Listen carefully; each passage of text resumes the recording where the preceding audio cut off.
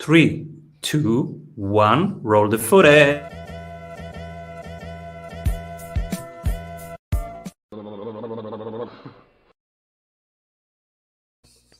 Welcome back, everybody, to the Strategy Sprints podcast. I'm Severino, your host, and my guest today consults to Fortune 500 corporations, and he is an HR operations expert and business strategy expert. He is also author of What Millennials Really Want from Work and Life and Be Your Own Commander-in-Chief.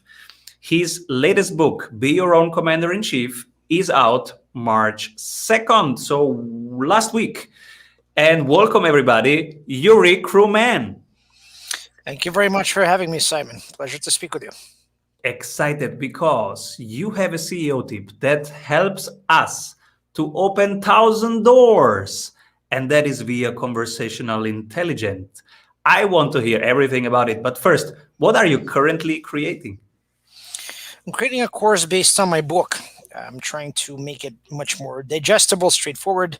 The book is basically a horizontal integration across a number of different self-help subjects and business subjects. And for that reason, I think it lends itself to a course, which is exactly why I'm working on it. Cool. And how can we open 1,000 doors? First, you got to knock on probably 10,000. But aside from that, not to discourage anyone, I would say that you really need to understand language and psychology above everything else.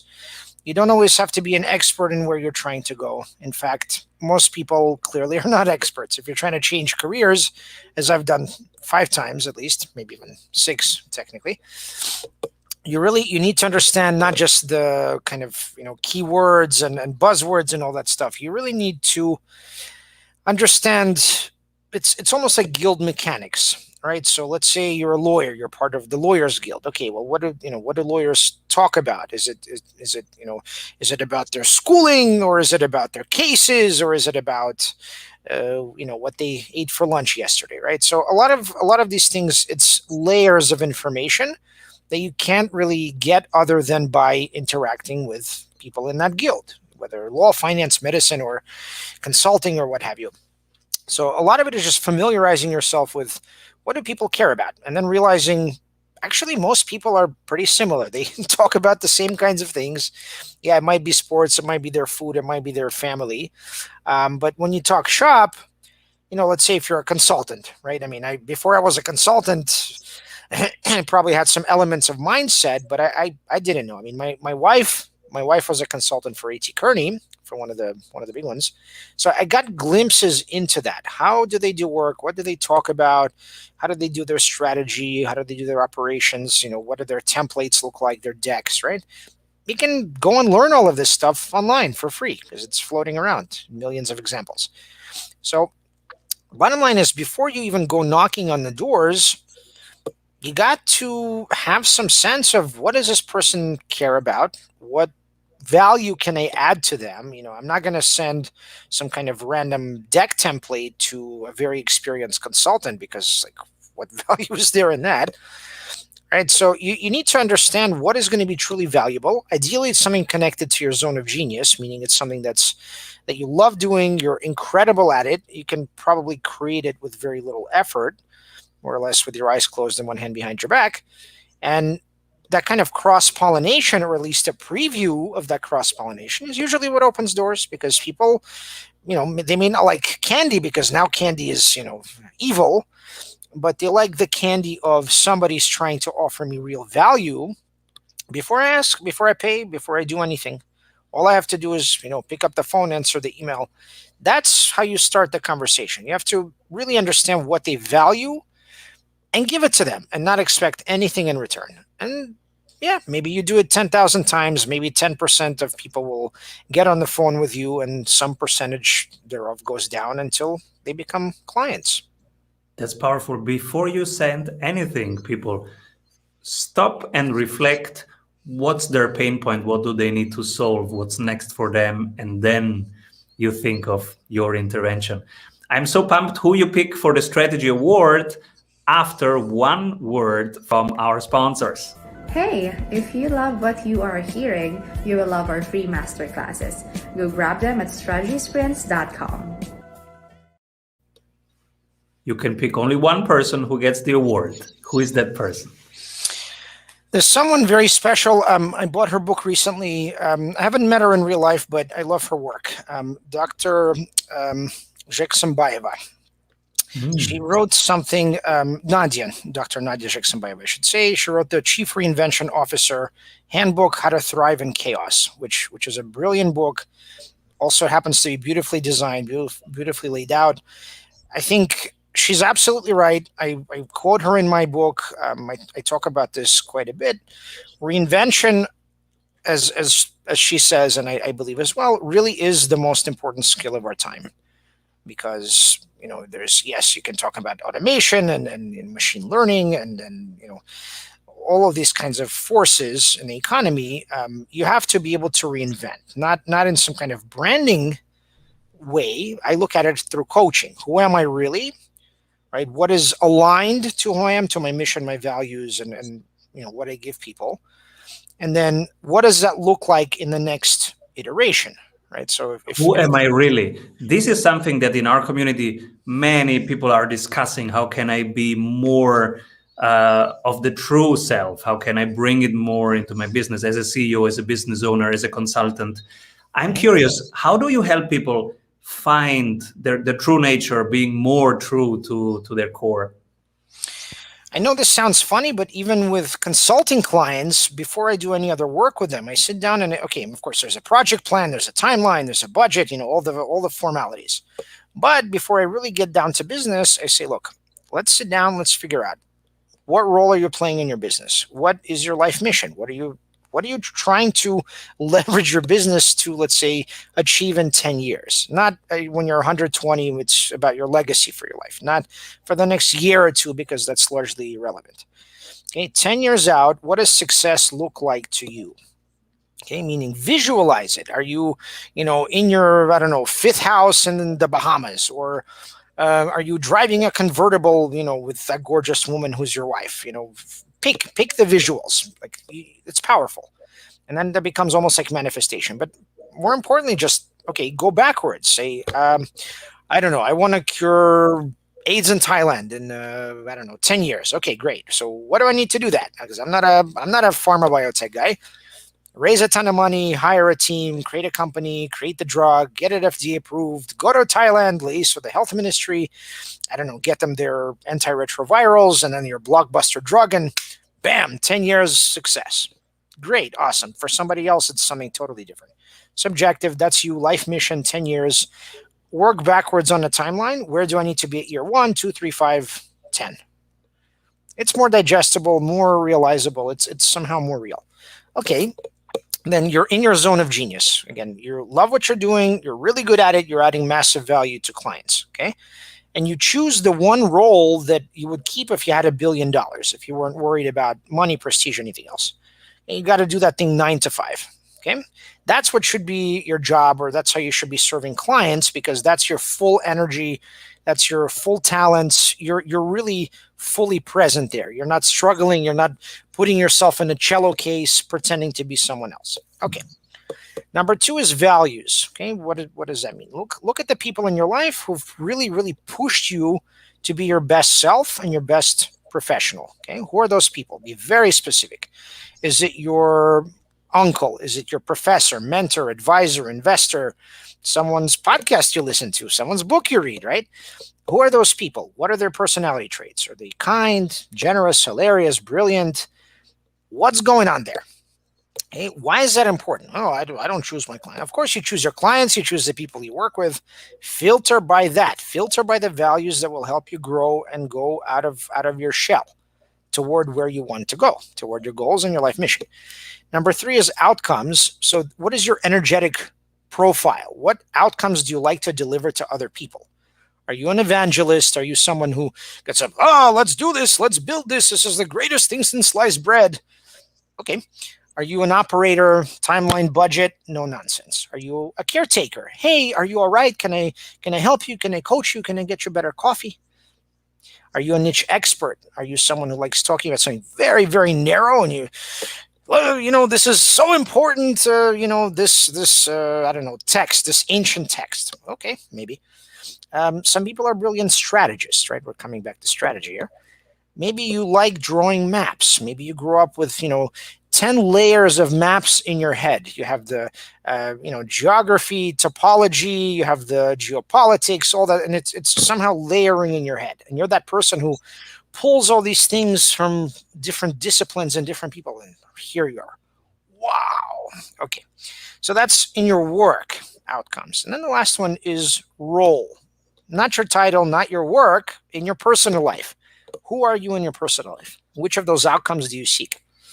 And for most people, there's that Chinese wall between what you do at work and what you do at home.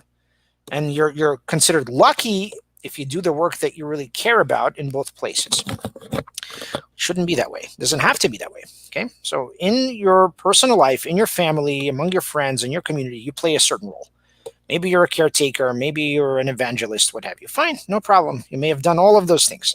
But if you have to choose one and stick with it, and outcomes and role have no wall between, what are you doing? What does that look like? Okay, so those are the 4 pillars of my methodology. That's all in the book, and that's the heart of my coaching for all coaching clients for sure, but consulting as well. Because when you have that clarity, you have that alignment up front, something clicks. You're like, you know what? Okay, I need to delegate more because I'm way too deep in the weeds. I should stop doing HR work because I'm not an HR person, and that doesn't make any sense. So like, okay, go do that. No problem. That's your strength.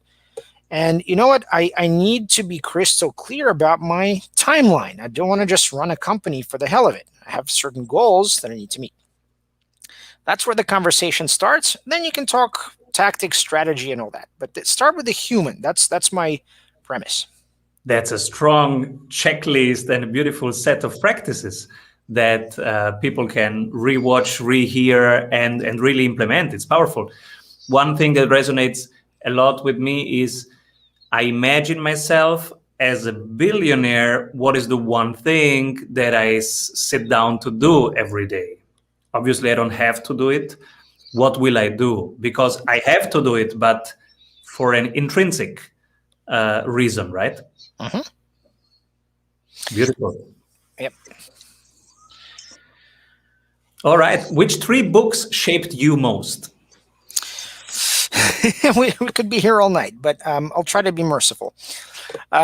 Keeping with the theme of reinvention. So I mentioned Dr. Nadia Jakambayeva's book, A Chief Reinvention Officer Handbook, How to Thrive in Chaos. I really can't overstate how fantastic this book is. Strongly recommend it. There is another book by James Altucher. Many listeners may be familiar with him. He's worked in, I don't remember how many, 7 different industries, something like that. He's had, I think by his own count, he's had 17 failures and 3 successes. He's run hedge funds. He's designed websites for HBO. He's been involved in Bitcoin, a lot of different things. And he's one of my almost, I don't know if to call him a hero is almost doing a disservice. Hero, anti-hero. This guy, he kind of like turns himself inside out and he like spills his guts. He's like, look, I went through, 2 divorces and, all these failures and like people didn't take me seriously and blah, blah, blah. Yet here I am. Here's what I'm working on. And like, let's keep going. So this guy really helped me. He was one of the most foundational people to help me tell my story and be genuine and transparent about it, and kind of full Monty kind of thing. And he's all over the place. Which book or which medium should we pick to take that inspiration? I like the book Reinvent Yourself. I think that's about 2 books ago. That was really hard hitting. Again, partly because I see a lot of my own journey in there, and again, I really appreciate that type of thing. There's another book, David Friedman's Range, which retroactively helped me to kind of consolidate what I already had believed from the beginning. This myth of a lonely genius kind of hammering the same nail for 10,000 hours and being the best at it. That's just not how it works in practice. Apparently, maybe in golf if you're Tiger Woods, but if you look at whether it's athletes or Nobel Prize winners, they're almost always involved in multiple disciplines before they start focusing, or even after they focus. Okay. So someone like Roger Federer, I think he started focusing exclusively on tennis after playing soccer and a bunch of, I'm sure he did skiing as well. Only at 20 years old. What, right? So David Friedman goes through all these different examples. Again, a lot of top scientists that are Nobel Prize winners, they've changed disciplines multiple times. And in fact, that's not a handicap. It's not like, well, you got distracted. In fact, it enriches their ability to kind of look at things critically, not just skeptically, but actually critically, and understand that, okay, certain disciplines are, they don't have enough air and light permeating them. So let me bring those things, because that's how the truth gets uncovered and how we evolve as a society through science. Great book. Again, I've seen that in practice time and time again. My mom is someone who's changed disciplines as a scientist multiple times, and I've seen her succeed in all of those different areas. So very powerful message. You don't have to be a one-trick pony. Please don't be. So what's his main message? You can still pivot and thrive, but also you don't have to do it all alone.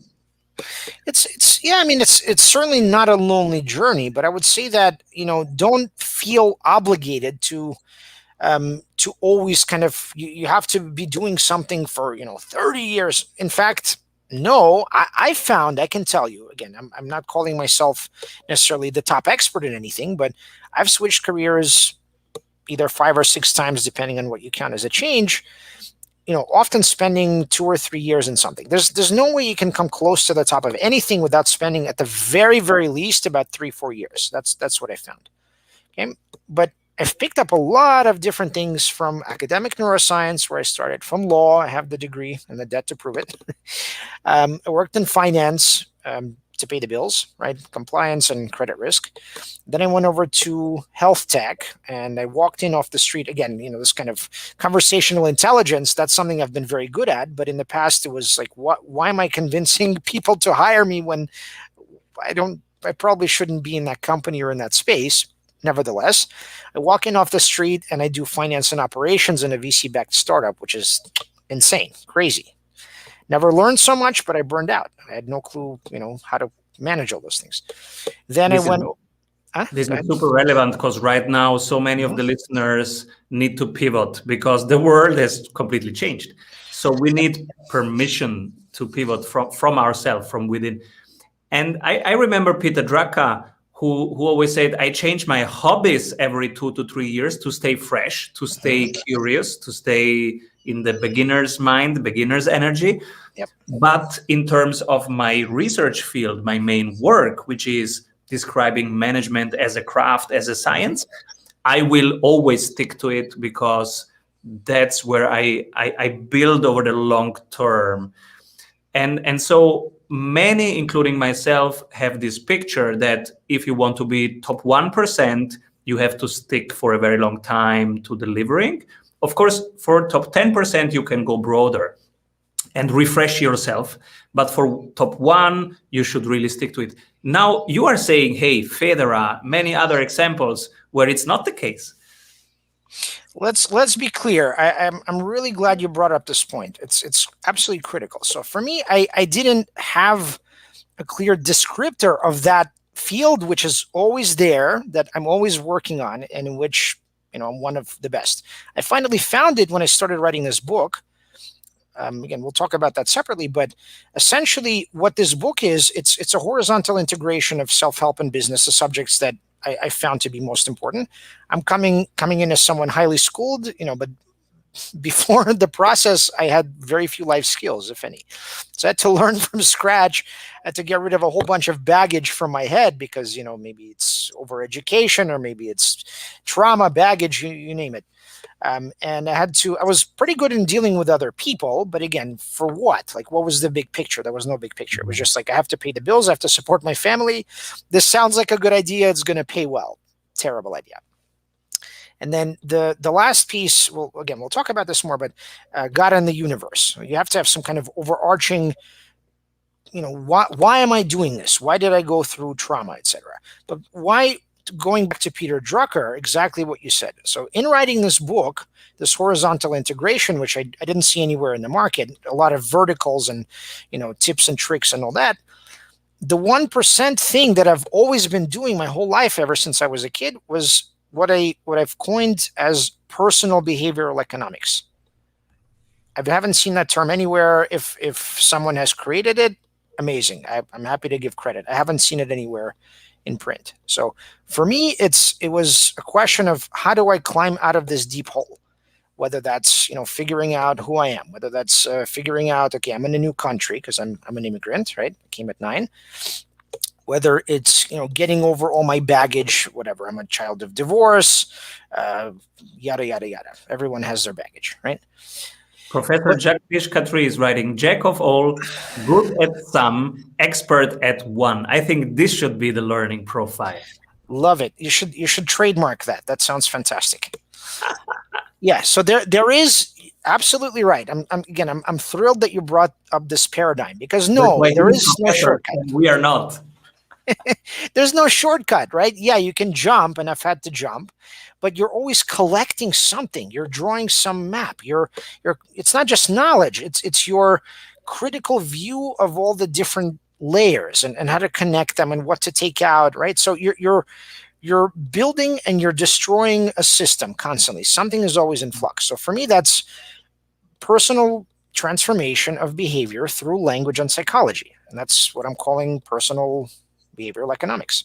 I like that. So there are 2 levels in your model. There is the constant and there is the changing part. Yes. And the constant part is the high performance, but the changing part is where you renew, you reskin, you reinvent, right? Exactly. Yes. So it's a dynamic system, clearly, right? Because I didn't have any frame of reference, but I was always maybe hyperactive. Maybe that's my issue. I've always been really hyperactive in analyzing people, because I've been screwed over many times. I grew up maybe a bit naive, probably quite naive. Being an immigrant and bright eyes, big city, that kind of situation. And I stepped into a lot of new fields, just again because I'm intellectually curious. I'm a kid at heart. I think it's not a bad thing until you get screwed. So after getting screwed enough and kind of bumping up against the wall here and there, you kind of, okay, what's going on here? How can I prevent that from happening again? How do I not step on the same steaming pile of excrement, right? So you start really analyzing people on multiple levels, right? And you kind of, okay, where's culture? Where's language? Where's profession? Where's schooling? Who's connected to whom? All the different networks of people. So it's all of these dynamic systems that inform conversational intelligence. Right? Before I go into any conversation, first of all, I have to choose. I have to make sure it's worth my time, right? I'm not even talking about the other person. If it's worth my time and I'm going to give it 300% attention, I'm going to do every kind of research you can imagine to understand the person. Where are they coming from? Are they selling me something? Do they need something from me? Can I help? If I can help, who else can help, right? So it's looking at conversation as a unit. It could be a unit of business, a unit of charity, whatever. But it's a pipeline where the more work I do up front, the greater the return, which means I spend a lot less time on it. If I can help them, great. If they can help me, awesome. If we can collaborate, even better. If we can do business, fantastic. But there's a framework and a way to push the conversation along in a very structured and thoughtful way, without losing a sense of humor, which is very important. So you are right now in the 2nd week promotion of your book, as we are doing right now. And so many people right now in our community, in our masterminds, are either writing a book or promoting their book. And so the discussion is how to do a good, intelligent, conversational book promotion.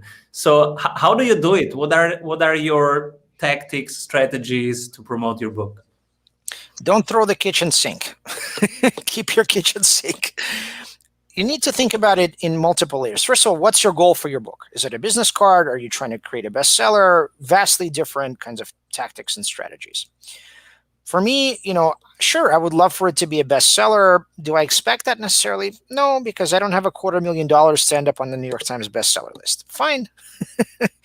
Let's say I have a relatively pedestrian goals. I want to sign more consulting clients. I want to sign more coaching clients, and I want to create that course, which will hopefully create some kind of recurring revenue. Okay, so with that in mind, my set of agenda items for marketing. Podcasts, right to the point. Here we are. Right. So podcasts, live shows.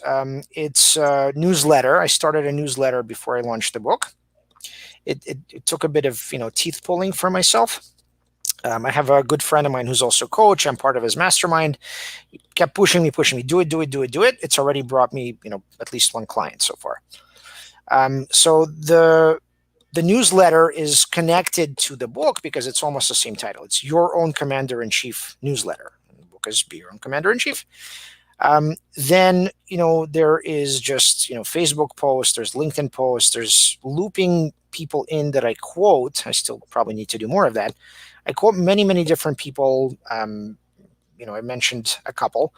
But when I also interviewed, this is another interesting tactic that I learned. You want to interview people for the book because they're already invested in it. They're going to be much more likely to publicize the book when it launches. And make sure those are top people, some kind of CEOs, or they've won awards or what have you, right? So you have a virtuous cycle of you including them helping to promote you to their networks. How did you reach out to them if you didn't have a connection up front? I'll tell you. So I look at, again, it's more kind of like network intelligence. So you look at whom do I know who might know that person. Maybe I can get an introduction. Maybe I can just add them on Facebook.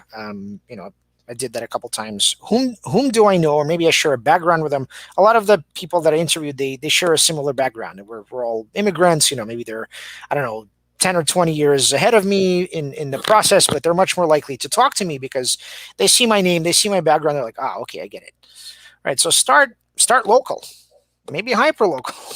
I'm sure, people that are very good at what they do. Maybe they're CEOs, again, top speakers, top writers, I don't know, something. Like, think about what's relevant, reach out to them with value. They're not going to bother if you don't have much to offer. So either you're coming with some kind of solid platform, or you're helping to promote their business in some meaningful, thoughtful, relevant, and revenue-filled way. And that's really it. Start small and just see how high you can go. I was surprised. People were very friendly. People, gave me at least a half an hour of their time.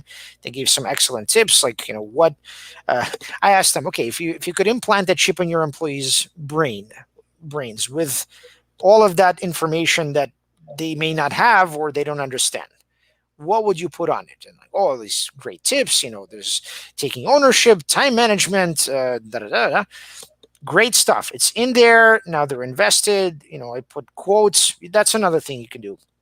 Reach out to people in your network, maybe people that you quote in the book or that you interview in the book for quotes. So again, it's a mutually reinforcing cycle in the right direction. And then in addition, I also got a publicist. I've done my own PR. I write for multiple platforms, all that stuff. So it's a multi-pronged approach. There's also room for Facebook ads. There's room for promotions around, you want to give away free trainings, valued at a few $100 or $1,000, and, just sending your receipt. There's no shortage of ways to do it. I may not be the world's greatest marketer. I'm not exactly Neil Patel or Seth Godin, any of that, or Jonah Berger. But it's nice to see my little book next to theirs, and I don't know why, multi-level marketing. That was the category in which I was number one briefly. Beautiful. Strange things happen. Thank you for sharing the journey and the tactics with us. Where can people get your newsletter subscribed? Okay, so if you look at Commander-in-Chief, no dashes, no dots, just one word, commander-in-chief.substack.com. That's my newsletter. Cool. And what did you recently change your mind about? What did I change my mind about? Well, Well, consulting is such a thing that first in the first some time you struggle to get clients because who are you and like what do you offer? And let's say for me, HR is a 4-letter word, so it's a lot of education and convincing and finding maybe a Trojan horse. Maybe talk about the financial model with them because finances, and then you talk about HR later. You get to a certain point where you're suddenly like, okay, I'm getting traction. And you've realized that there's a cap on your time, and suddenly you're like, yeah, how am I going to manage these, all these projects? So, there's hiring, there's, process, all that good stuff. But at a certain point, you realize you have to sell the pickaxe, you have to sell the shovel, right? You don't want to be prospecting for gold all your life because it's exhausting and you die. So, if you look at, I keep mentioning, Dr. Nadia Jackson-Baeva, she runs a group, Chief Reinvention Officer Group. So she probably does some consulting, but a lot of what she does is these masterminds, and she teaches people how to get to her level, which I think is fantastic. So what I've changed my mind about is that, okay, I mean, that has, the consulting thing has an endpoint. And I think it's in some ways a lot more time effective to run those mastermind groups and maybe do speaking on top, if that's an alternative. You don't always have to be on the road or split between 10 projects. Absolutely. Or you certify people in your method like I'm doing, so you can sit at home but still have a lot of impact and help many people. Precisely. Or you write a book, which is exactly what flies for you and helps people. Mm-hmm. Or both. Absolutely. And who should be my next guest?